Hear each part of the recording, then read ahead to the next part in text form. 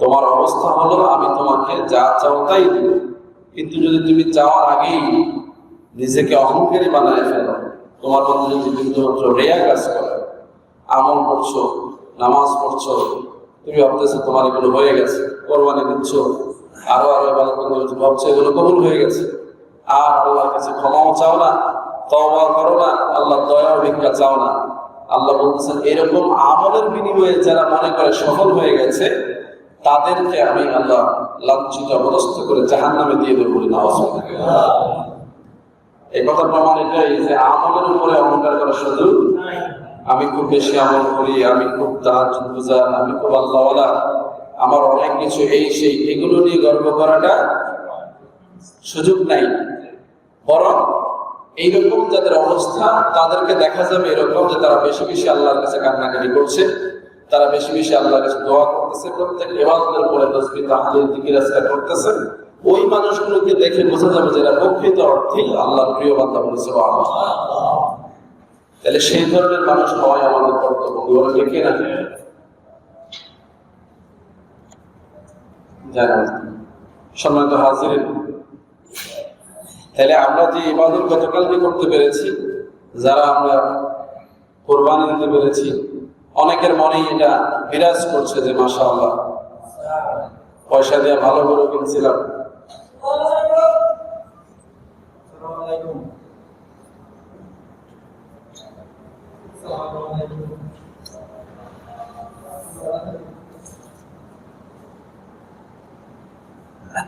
তো মনের এই আত্মতৃপ্তি যাদের মধ্যে আছে যে আমি খুব জিতছি, গরুটা ভালোই কিনছি, বাগে ভালোই গোস্ত পাইছি, আছে না এরকম চিন্তা? হ্যাঁ। এরপরে আরেকদল আছে এরকম, গরু ভালোই কিনছি, দিছি, মানুষেরও দিছি, কম দিই না, যে চাইছে তারই দিছি, এরকম বলার লোক আছে না?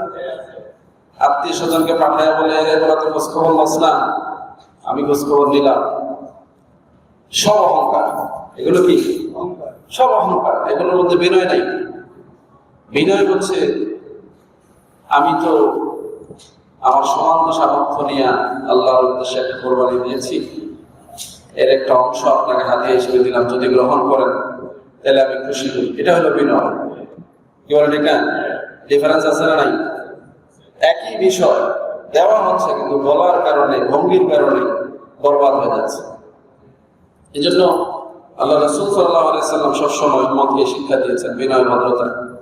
এটা আমরা আসলে অনেক সময় হারাই ফেলি। আমাদের রাগ, আমাদের ক্ষোভ, আমাদের জিদ, আমাদের ব্যক্তিগত দুর্বলতা আমাদেরকে এই জায়গায় থাকতে দেয় না।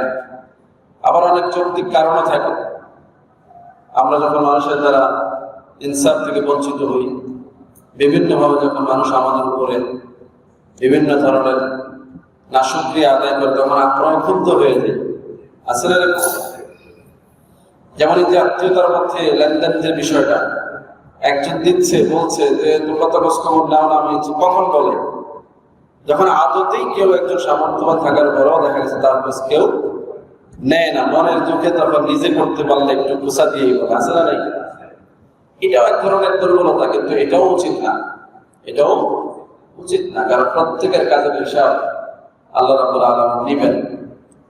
এই জন্য রাসূলুল্লাহ সাল্লাল্লাহু আলাইহি ওয়াসাল্লাম বলছেন, মা জিবালে সাইয়ান উরসিলা ফিল মানামি বিল আফসাদাহা মিন আল-হিরস হিরসুল মারই আলাল মালি ওয়াশ শারাফ লিদীনি। যে যদি এক পাল বকরির মধ্যে একটা বাঘ ছেড়ে দেয়া হয়, ক্ষুধার্ত বাঘ, এক পাল বকরি, ভেড়া বা ছাগলের পালের মধ্যে যদি একটা ক্ষুধার্ত বাঘ ছেড়ে দেওয়া হয়, এই বাঘটা এই পালের জন্য যতটা ক্ষতিকর না, মানুষের আমলের মধ্যে সম্মান, রেয়া, লোভ লালসা তার চাইতে বেশি ক্ষতিকর। কারণ কি, একটা পালের মধ্যে একটা বাঘকে ছেড়ে দিলে সে যতক্ষণ খাওয়া সম্ভব ততক্ষণ খাবে, একটা দুইটা খাবে, তার চাহিদা পূরণ হয়ে গেলে আর খাবে না। তো দেখা যাবে যে 2-1টা ছাগল খায় সে শান্ত হয়ে যাবে, পুরো পাল নষ্ট হবে না। কিন্তু যাদের ব্যক্তিগত নেকামল আছে, ভালো আমল আছে, এদের মধ্যে যদি অহংকার থাকে, রিয়া থাকে, সম্মান লালসা থাকে, তাহলে দেখা যাবে এটা আস্তে আস্তে পুরো আমলনামাটাকে ধ্বংস করবে।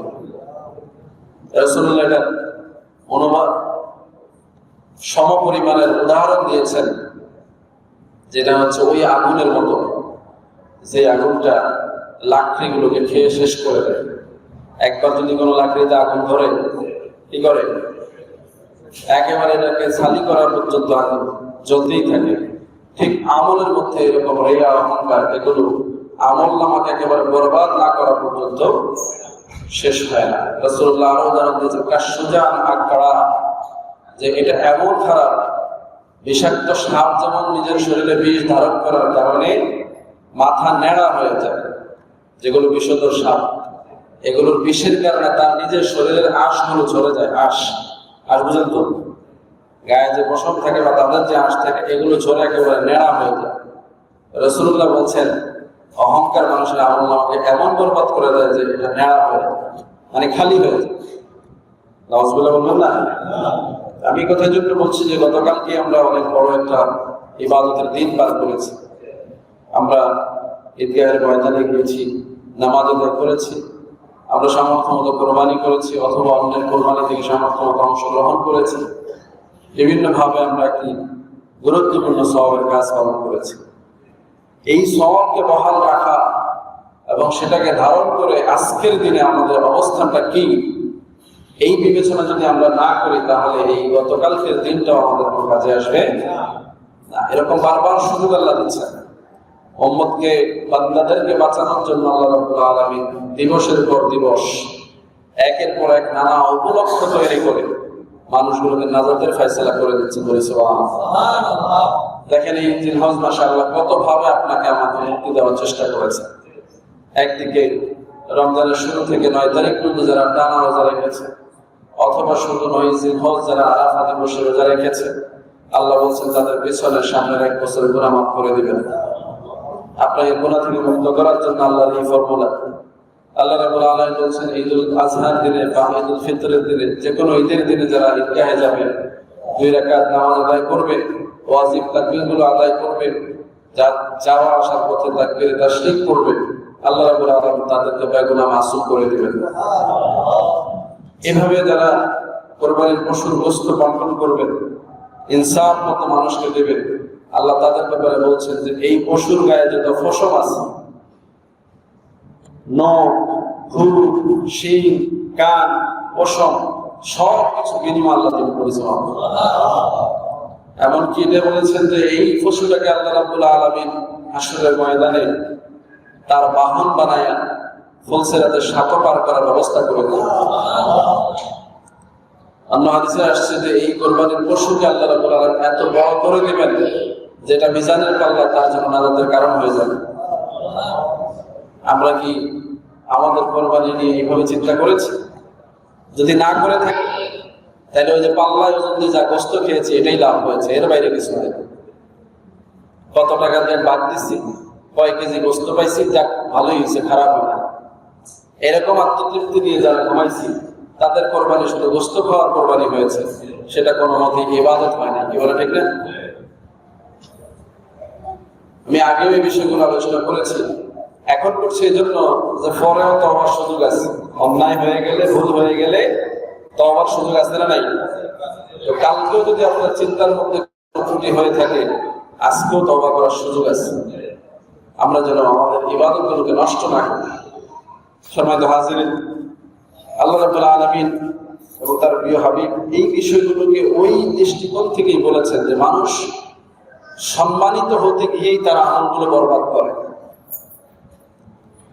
সম্মানিত হতে চায় সবাই, সমাজে মানুষের কাছে আল্লাহওয়ালা সাজতে চায়, দিনদার সাজতে চায়, নামাজি সাজতে চায়, বা দাতা সাজতে চায়, বড় কোরবানি দাতা সাজতে চায়, বা যাকাত দাতা সাজতে চায়, অথবা বিভিন্ন ভাবে সে সমাজের চোখে বড় হতে চায়। এছাড়া নাই মানুষ যেন তাকে ভালো বলে যে তার এইটা ভালো, এটা ভালো। এই যে মানুষের দৃষ্টিতে নিজেকে ভালো করার চেষ্টা, আল্লাহ রাব্বুল আলামিন কিয়ামতের ময়দানে তাকে বলবেন যে তুমি যাই করেছো এগুলো তো মানুষকে খুশি করার জন্য করেছো, এতে আমার কাছে কিছুই জমা হয় নাই, সুতরাং তোমার এই আমলের কোনো প্রতিদান আমার কাছে নাই।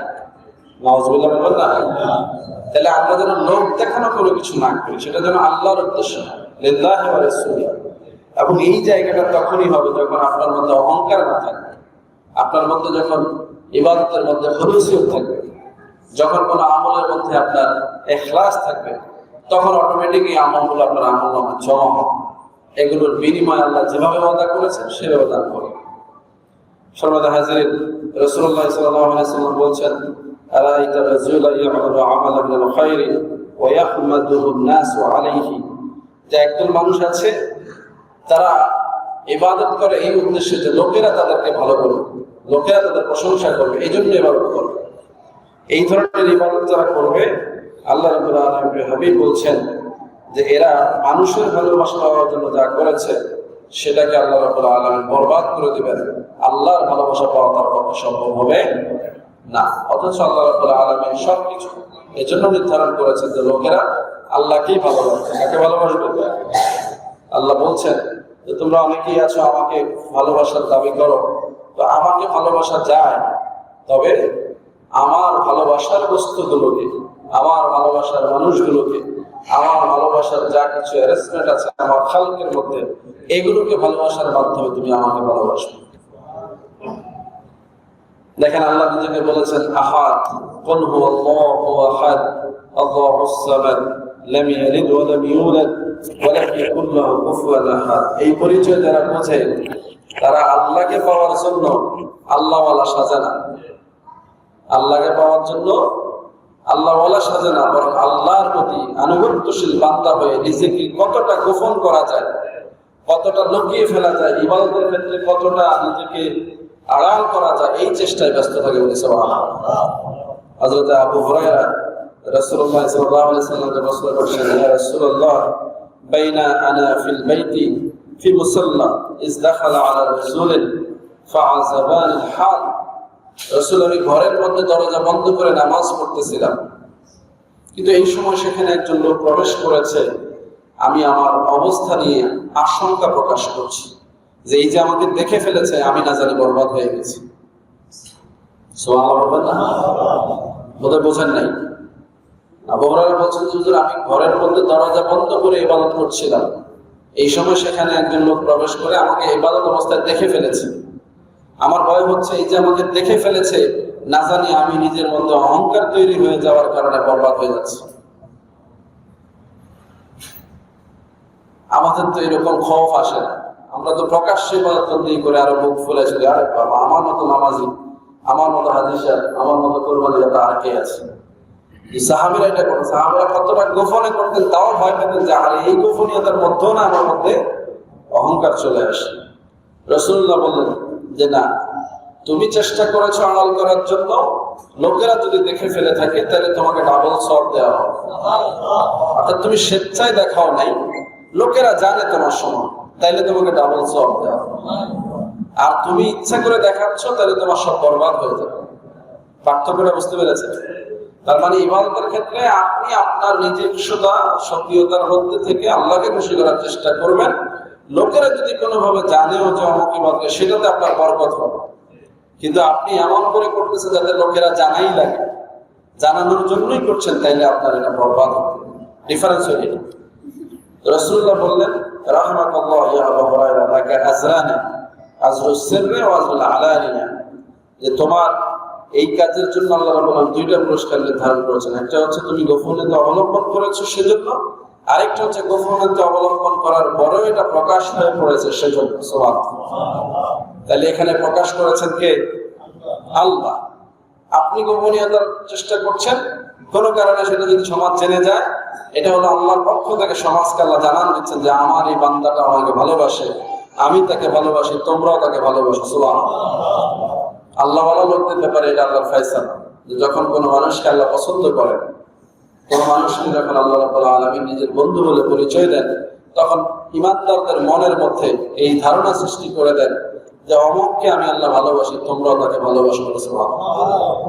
তাহলে বিষয়টা হলো আমরা নিজেরা মানুষের চোখে ভালো হইতে চাইলেও ভালো হওয়া যাবে না, বরং আল্লাহর কাছে যদি আমরা ভালো হয়ে যাই, মানুষ অটোমেটিক আমাদেরকে ভালো বাসবে, ভালো জানবে।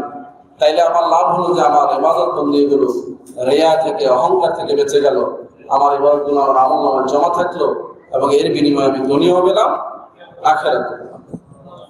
তাহলে বুদ্ধিমান লোকেরা কি করবে? নিজে থেকে মানুষকে প্রদর্শন না করে নিজেকে গোপন রাখার চেষ্টা করবে। আপনি এটা ধরেই রাখেন, যেহেতু এই রহস্য রাসূল ফাঁস করে দিয়েছেন, আপনি যত নিজেকে গোপন করবেন আল্লাহ তত আপনাকে প্রকাশই করে দেবেন। এটা আল্লাহ দয়া। কিন্তু আপনি যত প্রকাশ করবেন তত আল্লাহ আপনাকে লাঞ্ছিত অবস্থ করবেন। এজন্য আলেমদেরকে মানুষ ভালোবাসে, পীর মাশায়েখদের মানুষ ভালোবাসে, কারণ ওনারা নিজেদেরকে গোপনই রাখতে চান, কিন্তু আল্লাহ তাদেরকে সমাজের মধ্যে মানুষের সামনে উপস্থাপন করে সম্মানিত করে। সুবহানাল্লাহ। এটা একটা আদব। আরেকজন মানুষ তো আছে আলেম নামে, তারাই নিজেদেরকে খালি প্রচারই করতে চায়, শোই করতে চায়, কিন্তু তাদেরকে তো আল্লাহ পছন্দ করে না। দেখা যায় এক সময় সমাজের কাছে তাদের আসলে কোনো সেই কদর থাকে। বর্তমান জামানাতে আমরা এরকমই দেখি, যে সময় মিডিয়া ছিল না সেই সময় আলেমদেরকে মানুষ ভালোবেসেছে, আর আজকে মিডিয়ার যুগে মিডিয়ার সাথে সারাদিন কথা বলে যারা, তাদেরকেও মানুষ কিরকম ভালোবাসে আমরা জানি তো, কি বলে ঠিক না? তার মানে প্রচার করলেই যে প্রসার হবে বিষয়টা এরকম না, বরং আল্লাহর দরবারে গ্রহণযোগ্য হতে পারলেই সেটা আল্লাহ রাব্বুল আলামিন বেশি করে গ্রহণ করবে। তো এই নিয়তে যারা আমরা চলতে পারি, আল্লাহ রাব্বুল আলামিন আমাদের সবাইকে এই মাকসাদে চলার তৌফিক দান করুন, সকলে বলে আমিন। এজন্য আমাদের দায়িত্ব হচ্ছে আমরা সম্মান পাওয়ার জন্য কিছু করব না, নিজেকে জাহির করার জন্য কিছু করব না, ইবাদত বন্দেগী লোকদেরকে দেখানোর জন্য করব না। আমরা যাই করব সব কার জন্য? আল্লাহ এবং আল্লাহ রাসূলের খুশির জন্য করব। ইন্না সলাতি ওয়া নুসুকি ওয়া মাহইয়ায়া ওয়া মামাতি লিল্লাহি রাব্বিল আলামিন। এই যে কুরবানি দিবস গেল, এটার মাকসাদ এটাই ছিল। ইব্রাহিম নবী এই মাকসাদেই নিজের সন্তানকে জবাই করেছিলেন, আল্লাহকে খুশি করার জন্য, দুনিয়ার মানুষকে দেখানোর জন্য না, বরং তিনি গোপন করতেছিলেন। নিজের পরিবার থেকে গোপনে সেই মিনা পাহাড়ে নিয়ে গোপনে জবাই করার চেষ্টা করেছেন। আল্লাহ রাব্বুল আলামিন সেটাকে গোটা পৃথিবীর সামনে এমনভাবে প্রকাশ করে দিয়েছেন যে কিয়ামত পর্যন্ত সব মানুষ জানেন যে ইব্রাহিম নবীর এই সুন্নতটাই পালিত হচ্ছে। সুবহানাল্লাহ। এমনি ভাবে সমস্ত ভালো কাজগুলো একসময় সমাজে ফিরে আসবে যদি আপনার পক্ষ থেকে সেটা আল্লাহর দরবারে কবুল হয়ে যায়।